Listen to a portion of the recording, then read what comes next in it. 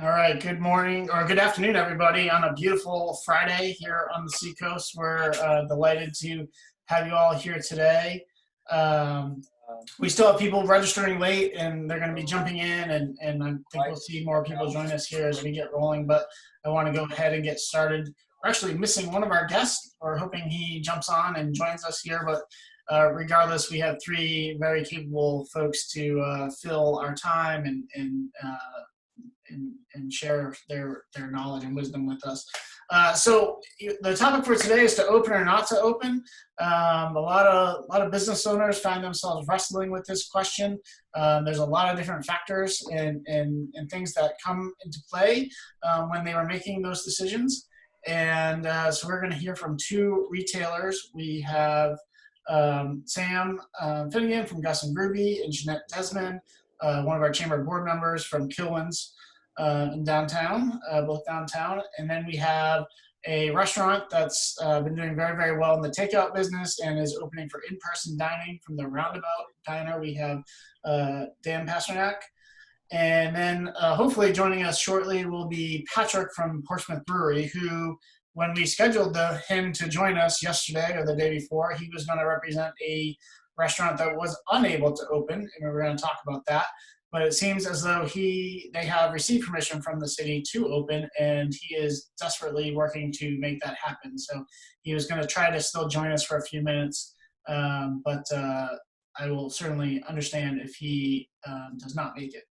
Just a couple housekeeping things before we jump into this. All the guests will be muted throughout the session. If you have any questions you have for one of our guests or me or anyone, feel free to share that through the chat feature.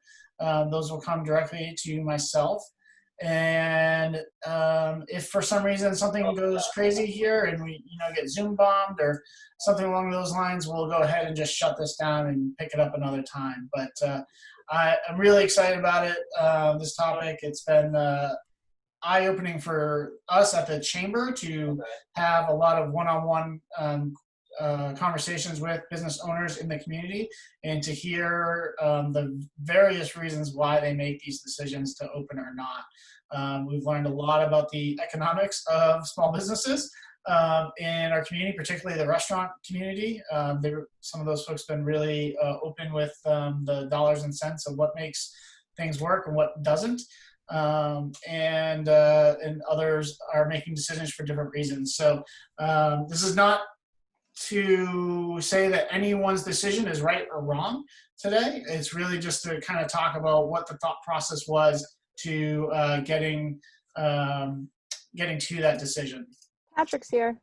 Yeah, Patrick is joining us. So 1 second here.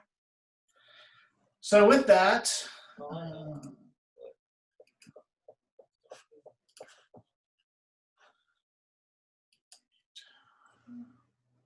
sorry about that. Just getting us organized, getting Patrick where he needs to be.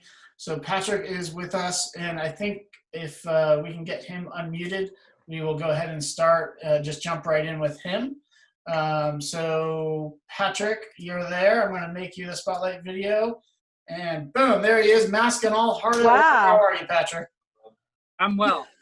You're busy. He's hot. I'm hot, yeah. Yeah, it's not a fun day to wear a mask outside, is it? If I took my forehead temperature right now, I'd probably be going home. Okay, well. Oh, don't say that. That's a good question. We'll get into that later. So when we originally asked you to be on the show today, the program today, you were going to represent the business, the restaurant community that was unable to open, but it seems like that has changed for you. And yes. Portsmouth Brewery is going to be able to open. And I'm curious, how did that change happen? Because you guys don't really have much of an outdoor space, correct? We have 13 seats in our beer garden, so we can do that, and then we're opening that today at 3 o'clock. We're already booked for this evening, and then we've been working with the city for the last couple weeks. We just relocated the dumpsters that normally sit out back in our private lot to the city lot. So we will have probably, I think, 30 seats out back starting hopefully tomorrow. If not, we'll start the the rear patio on Wednesday. All right. So I know originally you had talked to the city and were hoping to use the city lot for actual dining, and they weren't comfortable with that initially. At this point in time, I guess that would be a good way to say it. They weren't comfortable with that, but you were able to work with them to move the dumpsters there and free up some space for you to use your private lot. Correct. Yep. And then we're still currently working with them to use the sidewalk that would be adjacent to our private lot where our patio would be. And then that would allow us to have 12 more seats. So we could have, I think we'll get close to 48 out back if we're able to use the city sidewalk there. But that's still in progress. So does that work economically for the brewery? I mean, my understanding is you need to have a certain economy of scale to make a restaurant really make sense from a dollar and cents wise. So does that get you to a place where it will be a profitable venture? It'll get us in a better spot than before for certain. I don't know. Something's better than nothing, right? I don't know. I mean, so for example, our daily sales for to-go at the brewery since this has all started, I think the first week they were averaging about $500 a day, and then they went up to like 7 to 8 on the weekends. And then for the last, I'd say 6 weeks, they've been pretty much sustained. Our slow days are about 1,800. Our busier days are a little bit over 2,000. And that's been steady for 6 weeks. On Tuesday, when we reopened, our sales dropped to 300. And yesterday they were at 600. So with other businesses opening up for outdoor dining, if restaurants don't have that ability, the ones that are currently doing takeout, I think they're going to see that their models are going to show that sales are going to drop pretty drastically on booths like this. So absolutely, and we qualified for the payroll protection loan. So at least for the next 6 weeks, we're not operating with a labor overhead. Okay. We own the building, so that also helps. And the amount we'll be able to save just in the next 6 weeks by seating people, we'll be in a better spot. But I think a lot of people are focusing on what to do now, and I understand that. And I think we have to focus on what we're doing now. But if people want to be open for long term, we need to be thinking about what we're going to be doing in September and October. I think if we're not forecasting out to that point, then I think some people are going to find themselves in some interesting positions. And so I hadn't really given that much thought that with other establishments open for in-person dining, those doing strictly takeout would probably take a hit. Correct. Yeah, I hadn't really thought about that, but that makes it certainly interesting. It really puts those at a pretty significant disadvantage, even more so. Certainly, and it's interesting because when you drive through town, like today, there's a ton of people out in downtown right now. And it's interesting to see some of the people who are doing outdoor seating. There's a lot more tables on some of these patios right now than there should be. So it's also going to be interesting how the city's going to navigate that, and what the consequences are. If public health is going to pull the temporary outdoor dining permit for people who are violating that. I think there's a lot of unknowns. But I think certainly being able to turn even just 13 seats on a Friday, Saturday, Sunday for us all day long is certainly helpful. Now, is Portsmouth Brewery taking any steps to kind of turn tables faster? Is that a concern? Because if you only have 13 seats well, we're taking the opposite approach, and what we want to do is we want to prove to our guests, our employees, and the city that it's not, for us, it's not about the turn and burn anymore. It's about creating a safe dining environment. So every time a guest leaves their table when they're finished, We have sanitizer spray guns. They're in 5-gallon tanks. That entire area, the table, chairs underneath the table, that gets sanitized, and that'll sit for 10 minutes before we even go back to that table to clean that off. And then we'll reseat it. So all of our restrooms are closed every hour for cleaning. So our service cycle is actually going to be slower, and we would rather build a base of guests that trust us as much as they can with their safety, and kind of take an opposite approach than turn and burn.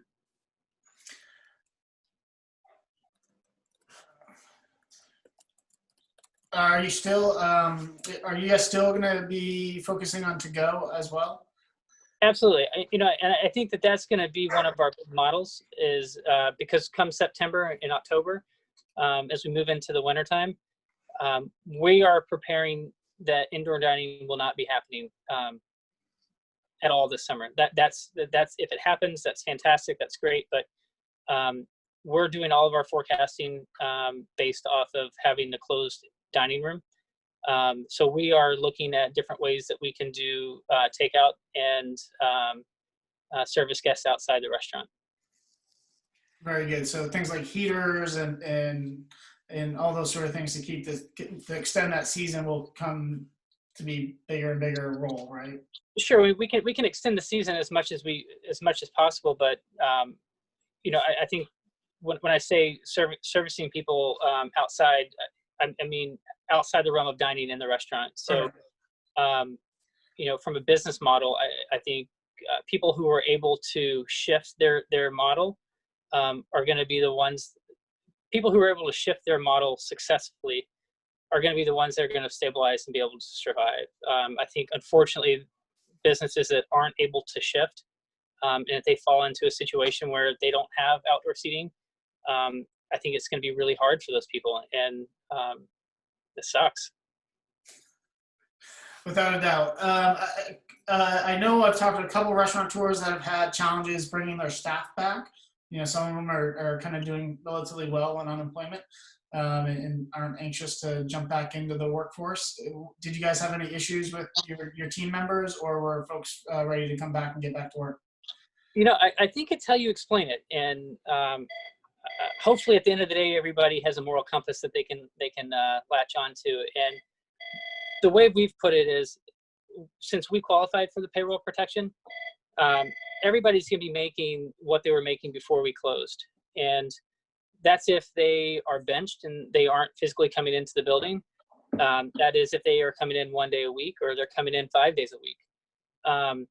So the big question is that if once we extend an offer back for an employment to the Portsmouth Brewery staff, we are extending a job offer. And if they choose not to come back, essentially it's considered job abandonment. And what we're willing to do is work with people who are having maybe a caretaker for somebody with a compromised immune system, maybe themselves have a compromised immune system, childcare, or they just genuinely don't feel safe returning to work right now. Those are the people who will still come back onto our payroll, and they'll be doing some work offsite from home. We'll work them remotely, and the people who feel safe returning to work and are able to, then they will step back into the role at the Portsmouth Brewery. There's other options. There's the ADA that also works. Safe workplaces fall within that category. So there's options for employees, but at the end of the day, if the goal is to keep people safe, your staff safe, get people back on board and working. If we have an employee that's saying, hey, I made $800 a week before COVID-19, I'm making $950 a week now, I'm gonna stay on unemployment for the next 4 weeks to get that extra money. The way I put it is that in July, that $600 is going away. As of right now. It's going to be hard for them to go out and find a job, especially in the service industry at that point. So, we've taken it the approach that if we're extending job offers back to our staff to pay them full-time wages what they were making, and anyone that's choosing not to return just because they want to sit on a $1,000 a week unemployment check as job abandonment. Well, very good. And I'm very excited for you and for the brewery. And I look forward to a day very soon where I can come down and have a pint and sit and enjoy the new space. Thank you. And we'll let you go because I know you got like 500 things to do and you got an hour and 40 minutes to do it before 3 o'clock. So we'll let you go. You can hang out if you want to, but I know you got a million things to do. Thank you. I appreciate it. All right. Thank you. Bye-bye. All right, we're going to jump to you, Dan. So I happened to venture into Portsmouth yesterday and was going through the circle. And I saw these 2 massive tents going up in your parking lot. And I'm assuming that is your new outdoor dining room, right? It is. What great advertising. I mean, already our sign, you can see it from anywhere. And we get that nice red and white one. And so it's pretty good promotion of the restaurant. So yeah, it worked out pretty well. Very good. So how many people will you be able to seat under those 2 tents? We have about 100 seats, 100 chairs, and then we have a couple of little patio small sections to go as well. And then, of course, I think we started the car hop seating. Yep. So between all that, we're not going to lose too much. I don't know when phase 2, I guess, is happening as far as allowing the indoor seating, but we have a sort of a unique situation here. We have all this parking. The hotel is not opening until June 1st. And, I think everybody feels the same as me that hotel business is going to be, one of the last things to take off and catch on. So, fortunately, we have a good relationship with the landlord where we have the ability to use, their parking space as well. We're good for them and they're good for us. So sort of a win-win right there. Yeah, and I've heard rumor that you guys have had a very strong to-go business and the car hop business has been very good. Is that true? Yeah, so Pat was talking numbers before, and we're somewhere around 30% of what we normally did. Right. Starting to pick up a little bit more. The thing we've done that really helped us is some of the things I mentioned. Like it's a lot easier to pull in here and sit in your car and us to run it out to you than try to park in a busy or downtown parking, Market Street or Congress Street and so forth. So the accessibility is great. The location works out well. We did a lot of things as soon as this first happened with family style meals and barbecues to go. We even brought back some of the old Muddy River days, which I'm sure most of you guys remember and miss like I do tremendously. So, we had, like anybody else, you have to think outside the box. This is new to anybody. And we had to come up with ways and things to try to generate some business. I can't take the credit for the car hop, but it was crazy how it took off. We were on Channel 9 and, just the social media aspect of it was just crazy. And people called me and said, hey, I used to work at the old A&W. When are you opening up? And I asked her if she still had a rollerblade. She didn't, but no, they're anxious to come down. And people called us from Massachusetts and they came down and drove an hour to come. So it's just all those little things and just, people are dying to get out and do whatever. So, so it just worked out well for us. Yeah, people are definitely have the travel bug and itch right now, for sure. I know we've been starting to receive a lot more inquiries about visiting Portsmouth. People want to come and they're asking what's open, what's not, all these kind of things. And we've talked to a couple of hoteliers that, their phones are starting to ring a lot more about people wanting to come. So that's great that people are coming up or want to come up and are coming up for dinner. What do you think? Is it reservations only outside or? Well, that's sort of the guideline we're getting from the state.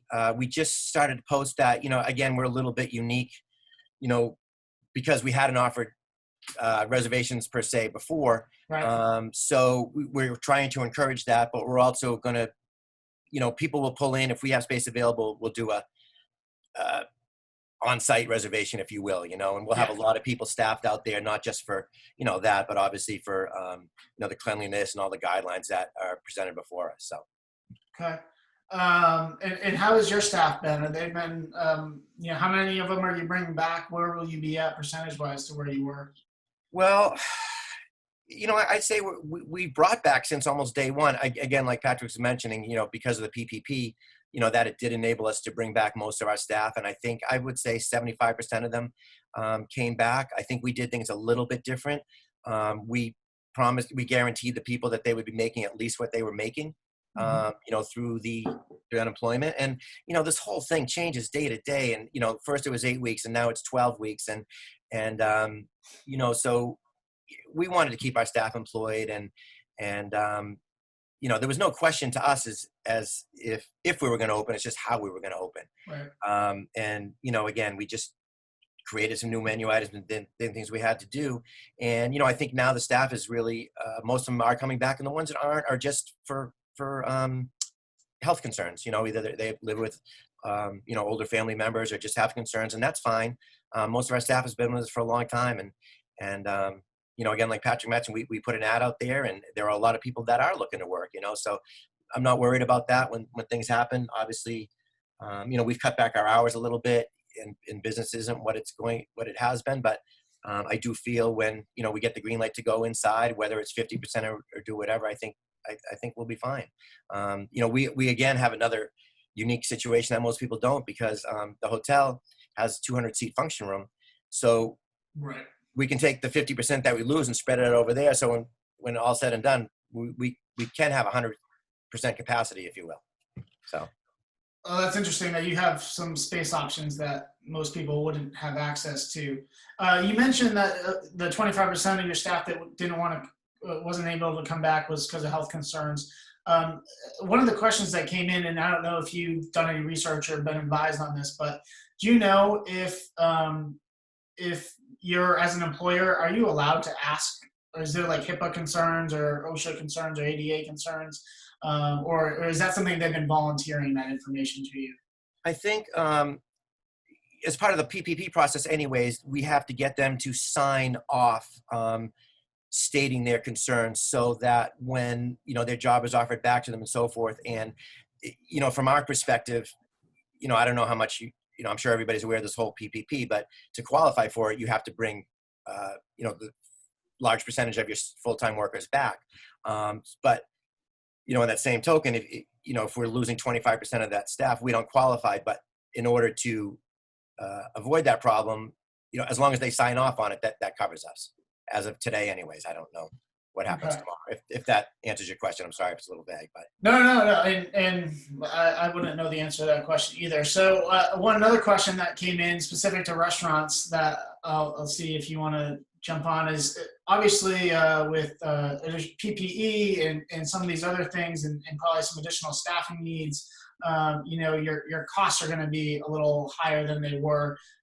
Is that going to be passed along to the diners, or are your prices about going to stay the same? No, definitely not. I was just saying the other day to my staff, it's where we're employing twice as many people to do half the business, because of all these, new protocols in place. We have to have, 2 people just sanitizing tables, and people running tables, and people answering the phone, and trying to minimize all the interaction. So we'll have somebody running the food from the kitchen out to a server at the tent and all that. So, where we might have had 8 people tonight out front, we're going to have about 12 to 14 people. Just, especially, it's like opening a brand new restaurant, really, is what it is. And, it's, you want to start off right, and you have to get all these procedures in place and try to make the transition as smooth as possible, if you will. No, we're definitely not going to raise prices at all. That was never even, thought of. I'm just hoping that we can supplement the business coming in with additional takeout. The one thing we did lose, and a lot of other businesses that are strictly is the catering aspect of it. Sure. We are, obviously, you hear everyone's canceled a wedding, and that was a good business for it. It only represented 20% of our income, but bottom line wise, it was a lot more than that, because weddings, catering is more profitable than the restaurant business. So, all these weddings and corporate events that we've done in the past have been weddings have mostly been canceled, corporate events either postponed or canceled. So that was a big hit for us. We had to refund deposits, that brides had, and all that sort of stuff. And, I feel terrible for all them, because it's, obviously your big day, and it's not going to happen nearly the same way it did before. So, Well, I have one more question before we jump over to the retail side, and then we'll do all the Q&A at the end. Is the menu going to be the full menu that it always was? Because you got diners have huge menus, right? Or is Yeah. that going to be pared back at As all? much as every day I say to myself, I wish we could cut this down. I go into Chipotle every day and said, why can't we do this? But it doesn't work for us. So we're going to offer the full menu plus more. Like on Monday, we're going to do a barbecue meal to take home, or lobster bake to take home if you want to do it at home by yourself. So yeah, I always say I want to do something, but then when it comes time to do it, it kills me to do it. So yeah, we're offering the full menu. All right, one more question. I said it was going to be the last one, but I lied.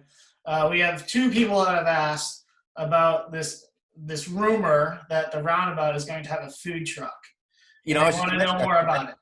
Yeah. So we just did purchase a food truck. Now, if anyone out there has any great ideas, any, incredible options for us to put in there, we're working on wrapping it and designing it and coming up with what we want to do, because it's got to be unique and different. So willing to email me, DM me, frozen custard, whatever, something you haven't seen before, we're willing to give it a try. So yes, it's coming soon.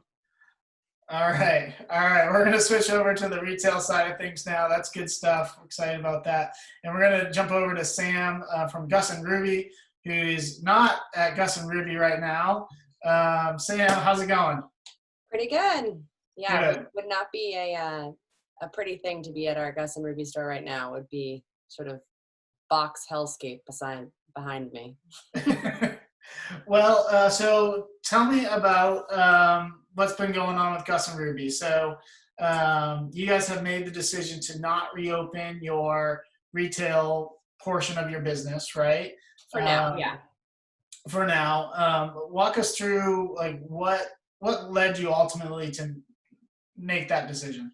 Sure. So one of the challenges that we have specifically, or specific to us probably, is that we've got stores in 3 states right now. We've got Portland, Maine, Portsmouth, New Hampshire, and then we were about a month away from opening our Boston store. So there's 3 different states that all have different guidelines, different timetables of reopening. So from like a purely logistical standpoint, until we really understood all of the states' phases of reopening, we didn't necessarily want to open like piecemeal or with like a huge gap between them. Of course, they'll have to be staggered to some degree, but even just for inventory and for purchasing and re-inventorying or re-merchandising our stores, it doesn't really make sense for us to do it like totally one store at a time. But I would say probably the 2 biggest driving factors for us were that Whitney and I both have really young families and young kids. We're a 90%, 95% female-run business, and a lot of our employees also are moms. So again, just from a logistical standpoint, like until childcare is open again, it would be really hard for our staff to be back on a regular schedule of having a store be open. And for ourselves too. I mean, Whitney and I are both essentially homeschooling our children and running the business. So we felt like until we could say that we could also be back running the stores as open stores ourselves, that we didn't really feel like as business owners, it made a lot of sense to open a store that we ourselves couldn't really functionally run along with our staff. But I think like I had mentioned to Valerie that one of the major driving forces for us was the cost of reopening, that we basically pivoted our whole business to be e-com. We were very fortunate in that we already had an e-com portion of our business that was set up and functioning reasonably well. So it wasn't like starting from complete scratch, which a lot of retailers had to do, which is super hard. But once we decided to focus all of our energy on getting our e-com business really kind of humming, that forced us to really sort of strip all of our stores of inventory, because we basically mined our retail stores to fill our e-com store. And then we also, running a web-based business is so different in terms of like usage of your space than it is running a retail store, that if any of you have looked into our store right now, I mean, we should be functioning in a warehouse would be really what would make sense for us, not on the middle of Congress Street, because you just have to have huge open spaces to pack shipments. It's not like a super beautiful experience the way people probably would normally think of our stores. So in order to get our stores back to the place where we want them visually, it would require us, again, to sort of rethink the whole e-com business. And because e-com has been sustaining us, we really want to make sure that we didn't want to open and then have there be a resurgence in cases or numbers that would require us to close again.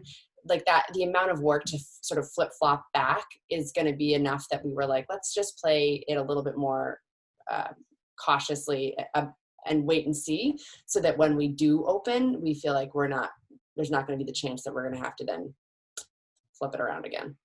Now, do you think that,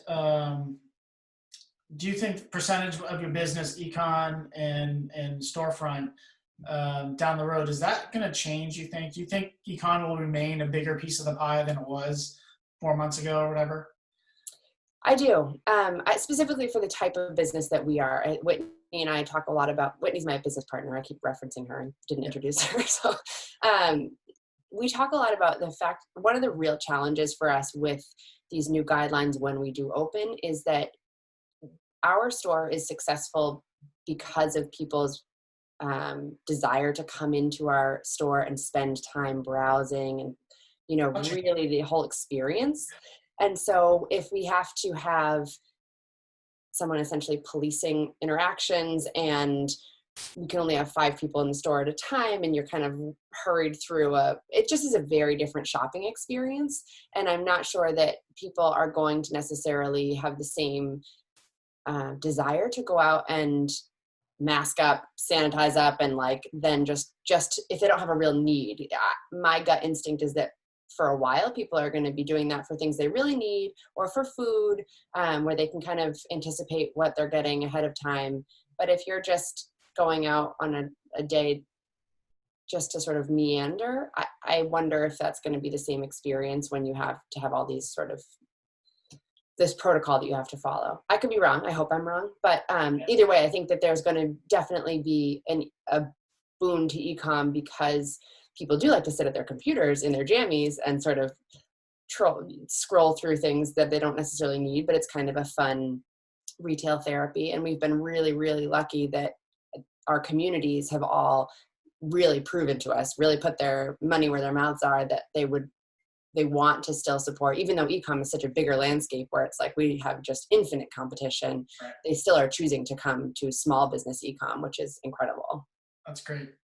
Have you guys established like a moment or anything where you do plan to reopen? Like if this happens, then we will do this, and how do you address that? This week was a big week for us because we got clarity on Boston's phased reopenings and a little bit more clarity also on Maine. So we were able to sort of start to look at a calendar. For when Portsmouth or when New Hampshire opened, it was still like we didn't have any dates from the other 2 states. So it was hard for us to project out when the 3 stores might sort of be able to be in line, or at least within a few weeks of each other. So we're thinking probably no earlier than the middle of June. My guess is probably closer to the end of June.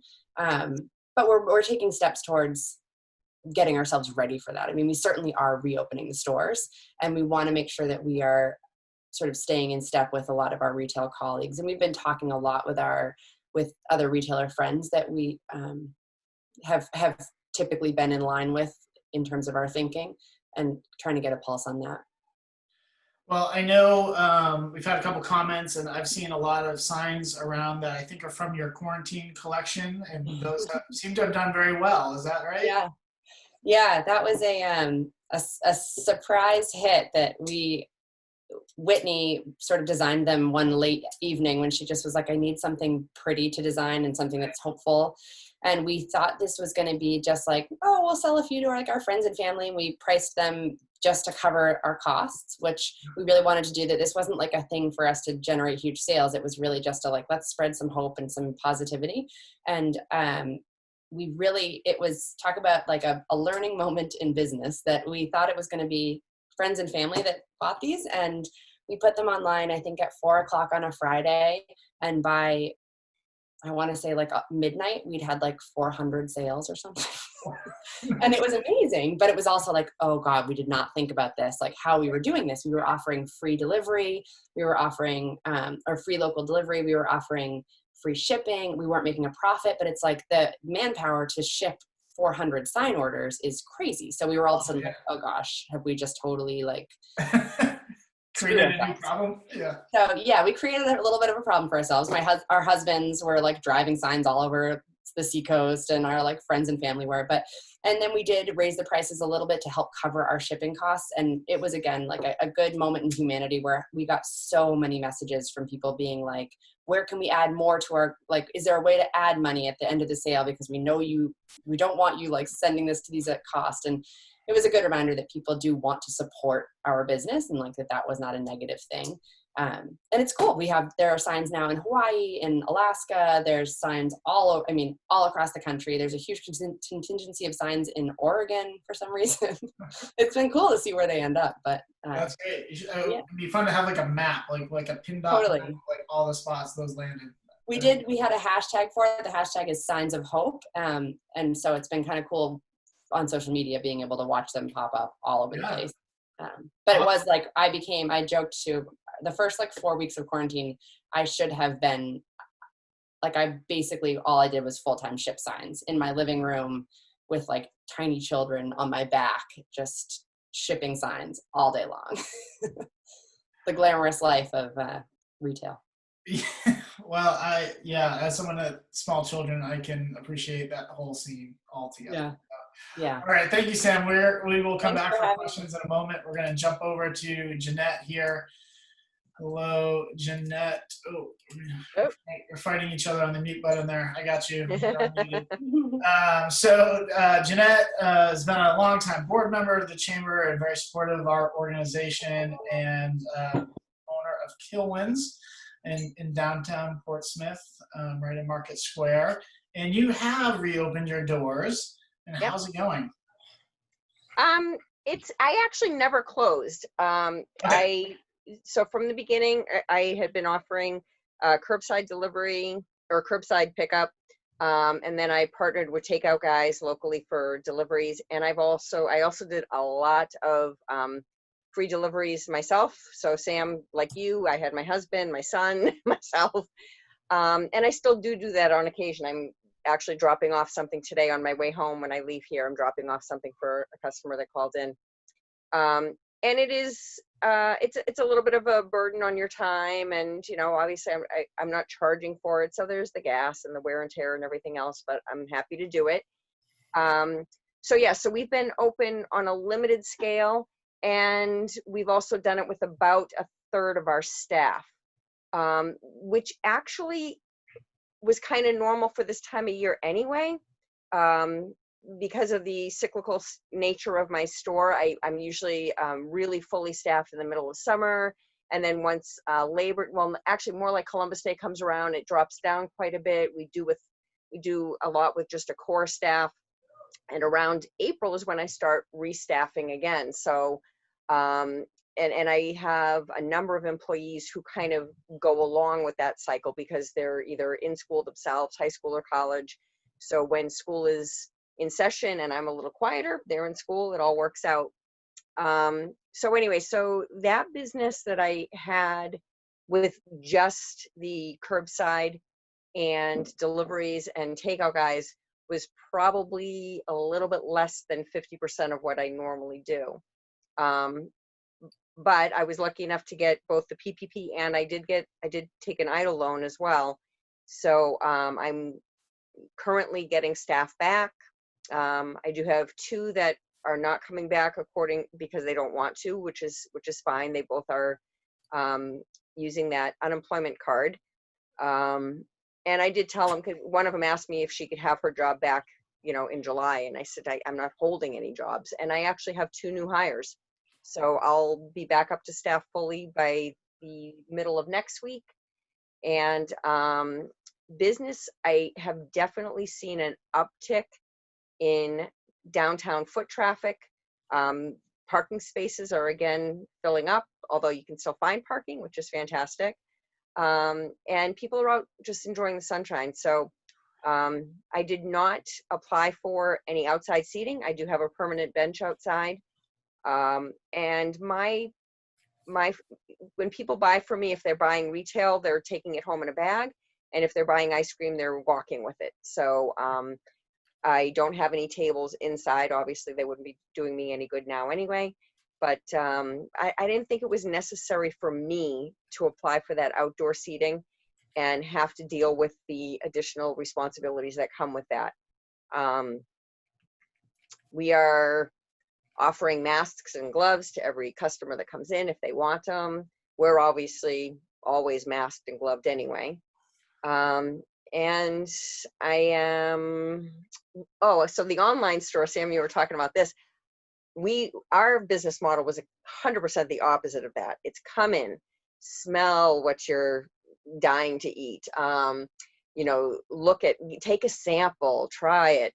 Nothing was going in the mail. It was just, and nothing was going with a third-party delivery service because we were really intent on making sure that our customer got something deliberately from our hand to theirs, so that we had full control over the quality of the product. And putting it into the hands of a third-party delivery service is really scary, but luckily, knock on wood, something that is local like Takeout Guys has worked out really well for us, and we've had a great relationship with them. At the same time, I'm also starting an online store, which is not fun. It's very difficult to do, but I'm working on it. And June, July, and August aren't a great time to ship chocolate, but after that, we'll be able to do a lot more shipping again. And I actually shipped out more Easter baskets this past year than I ever have since I opened. So that just tells you that people are really looking to get it delivered right to their door. Very good. So you mentioned briefly that you have masks available and hand sanitizer available. Yep. I know some retail establishments are requiring visitors to wear masks, and I know they have that right.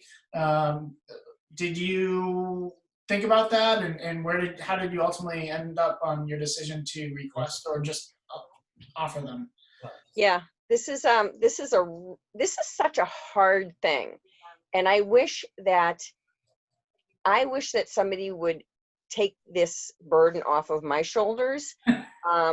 So what happens when people come in without a mask is I immediately say to them, hey, we have free masks. If you don't have your own, I'd be happy to give you one. And the first thing they'll say to me is, and I'll be able to tell by the way they say it to me, they'll either say, oh, that's great, or do I have to? And I know right away if they say, do I have to? Then if I tell them, yes, you do, I'm in trouble. They're going to give me a hard time about it. They're going to put it out on social media or whatever. So I always say to them, I really would appreciate if you did. I'm not going to make you do it, but I'm going to stay really far away from you. And then we just do an amazing job cleaning when they leave. I have tons of sanitizer wipes, which are really fast and easy, that are food safe. So I go around and we're constantly wiping everything down that anyone is near. I also have more sneeze guards installed, and I have ones that I bought that they're permanent, but not really. They can come and go pretty easily, but I'm having some permanently installed in places that I never had them before. They look great. They're beautiful etched glass. They have our name on it. And I just figured, you know what, I'm just going to get this done. I'm just going to have them put in, and they can be there forever. And that's fine with me. I will say that most customers coming in my store are super respectful, and they are already wearing a mask, or they are accepting one and very happy for it. They're social distancing on their own, even though I've reconfigured the entire store so that there's one way in, one way out. There's arrows all over the place to show them which way to walk. On weekends, I chalk the sidewalk out front with chalk and just put the 6-foot lines out. But the funny thing is that when I do see people getting a little closer together, most of the time it's just because they forget. They're not really paying attention. They're so excited about being out and being shopping that, if I say to them, hey, would you mind just waiting until she's done before coming in? And they're like, oh my gosh, I forgot all about it. So, but yeah, most of the time, super respectful. super happy that we're open, which is great too. We're happy to see them. Yeah, and I'm curious. I know you said you spread your store out. When I think of your store, there's like the bags of chocolate, and there's usually, or whatever the goodie is, there's usually like 10 of them. Are you putting less product out at one time, so there's less to clean, or instead of like 10, are you putting 2? Like, how are you changing your store setup so that you're kind of making it easier for yourself? Well, everything obviously that's in a case is fine. We completely fill the case because that's not touched by a customer. What we are doing is we have gloves that are right on the inside of the store. I used to have them outside, but then everyone was putting gloves on no matter what they were doing. And it just seemed like an awful waste of gloves. So I have a box of gloves on the inside of the store. And I say, if you're shopping and you're going to be picking up product, please take some new gloves and then throw them out when you leave. So that everything, and you can tell people are doing that, like if they are really shopping through. But if they're just coming in and grabbing an ice cream and leaving, that's not a big deal. We've actually, in a way, we're kind of doing what Roundabout, we're actually adding more SKUs. I'm offering people additional ways to buy our product, like in different, like say there were some things that we allowed, that we used to sell just out of the case. Well, now I'm boxing them too, so it could be a really quick come in, grab my favorite and go.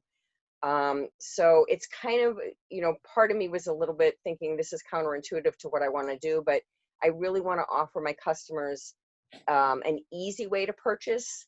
And sometimes picking and choosing onesies and twosies out of the case is not an easy purchase, but grabbing a box off the shelf is. So I'm offering more opportunities and more ways to sell the product. Very good. People want to know where you're getting plexiglass, by the way. Apparently that's hard to come by right now, which doesn't surprise me. I actually did a lot of local research. I called a couple different places locally and was not able to find it, or what I did find was really expensive. Yeah. I have to say I got 2 really nice pieces at Amazon. Now, those were just pieces that are hanging. They're about the size of like a poster board, very lightweight, and they're hanging from my ceiling. If anybody wants to get in touch with me later to find the exact listing on Amazon, I can give it to you. Those, to me, are kind of more of a temporary thing. What I'm actually getting for the full, which is more like a glass sneeze guard, that is coming through the place where I get all my cabinetry, which is not local, but I can't even remember the name of it. I think it's called Wooden Hammer, but that's where I got all my display cases and stuff. So I'm not sure that it would be a place that anyone could buy from. Maybe, I don't know. Yeah. But I'd be happy if anyone wants to reach out to me. I'll get them the information. That's fine. Great. And a couple questions that have come through. People are wanting to know, like, what's your mix? And I think, Dan, they're interested in your answer on this too. What is your mix of like in-state versus out-of-state right now? If you have a sense for it. I know you don't like necessarily know all that. Yeah, I don't really track where my customers come from or zip codes or anything like that. Kind of hard to tell, but I would say right now it's probably 50-50 in-state and out-of-state, and most of the out-of-state is definitely Massachusetts. I'll be honest, that surprises me a little bit. I would have thought that it would still be a little bit more local than not, but I guess they're coming. Yep. So, another question for you, Janette, that came through was, do you think you'll keep all those additional SKUs long term, or do you think that's something that'll fade away over time? Well, I'll trust my POS reports, and I'll check. I mean, if something is not giving me a fast turn, it's going to go. But sorry. I am doing everything I can to determine what works best. I mean, I'll look. If something works, great. If it doesn't work, I'll try something else. Okay. Try to be nimble. Very good. All right. Well, I think that is. One last thing that I just want to say. I know you coordinated a bulk order of thermometers for a bunch of different businesses downtown. So I just want to thank you for taking that task on and making those available for everyone. So I think that's great.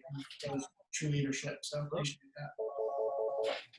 With that, I think that about wraps us up here for today. So thank you to everyone who has joined us, both as a guest and as a viewer. Really appreciate Sam and Dan and Patrick and Jan for taking time to be with us and share their experiences. We're excited to see things coming back open. I think I got a text from Valerie Rochon, our president, during this that it looks like the Portsmouth Brewery's permit was all approved right during this call. So they should be really good to go for this afternoon. And things are definitely on the up. So a couple of quick updates from the chamber. We have a business after hours next Thursday. So our normal business after hours is from 5 to 7. We'll be doing this online through Zoom from 4:30 to 5:30 next Thursday. So sign up for that through our website and check that out. We will have another chamber chat live next Friday. I don't believe that's been fully determined as to what the topic is yet, but we will get that word out to you just as soon as we can early next week. So stay tuned for that. These have been really fun and really interesting conversations, and I certainly got a lot out of today's.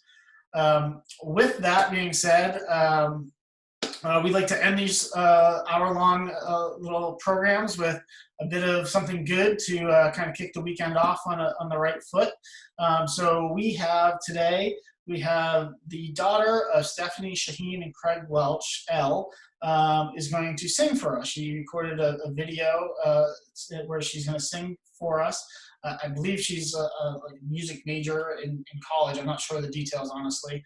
But she is going to, she is sharing, it's been a long, long time. So that's how we'll end. And thank you all for being here. And here we go.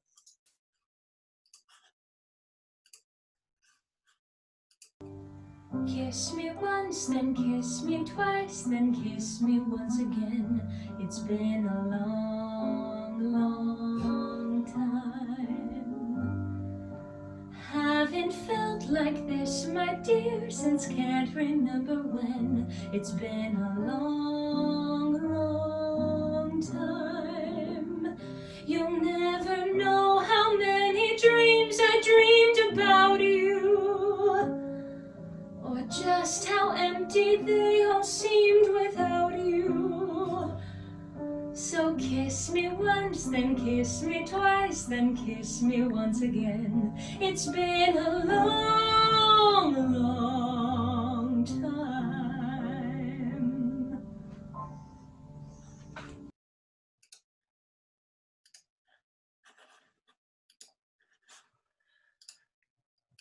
All right, everybody, thank you so much. Have a great weekend, and we'll talk to you next week. Take care.